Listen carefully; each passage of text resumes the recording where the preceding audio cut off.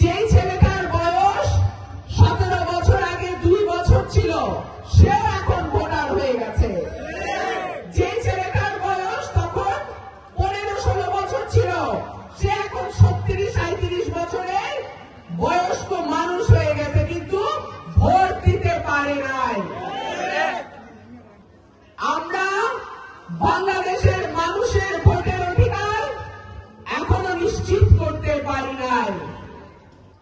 এত বছর বিএনপির উপরে জেল, জুলুম, নির্যাতন, হামলা, মামলা কি না হয়েছে?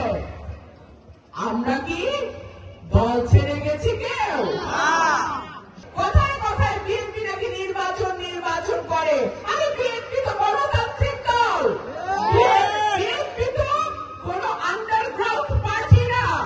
বিএনপি তো একমাত্র দল যার হাত দিয়ে অন্যান্য রাজনৈতিক দল বাংলাদেশে রাজনীতি করার সুযোগ পেয়েছে। যে শহীদ প্রেসিডেন্ট জিয়াউর রহমানের জন্ম না হলে বাংলাদেশ স্বাধীন হতো না। শহীদ প্রেসিডেন্ট জিয়াউর রহমানের জন্ম না হলে আমার প্রবাসী ভাইয়েরা বিদেশ থেকে টাকা পাঠিয়ে, রেমিটেন্স পাঠিয়ে বাংলাদেশের অর্থনীতির চাকা সচল রাখতে পারত না। যে শহীদ প্রেসিডেন্ট জিয়াউর রহমানের জন্ম না হলে কৃষি ক্ষেত্রে বিপ্লব হতো না। এই শহীদ প্রেসিডেন্ট জিয়াউর রহমানের দলকে আপনারা নির্বাচন চাই বলে তাচ্ছিল্য করবেন। আমরা হাতে চুরি পরে বসে থাকব না। শেখ হাসিনাকে আমরা বিদায় করেছি।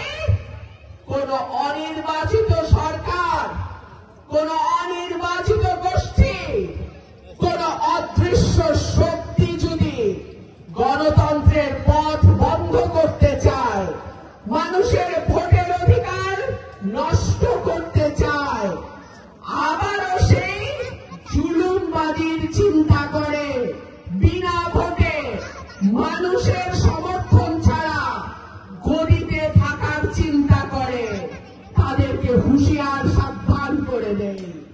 বাংলাদেশের বিএনপির কোটি কোটি নেতা কর্মী কিন্তু চুপ করে থাকবে না। মানুষ দেখেছে 17 বছর কারা যুদ্ধ করেছে।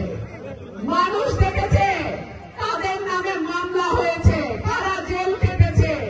17 বছর যারা কষ্ট করেছে তাদেরকে ভয় দেখান, তাদেরকে হুমকি দেন।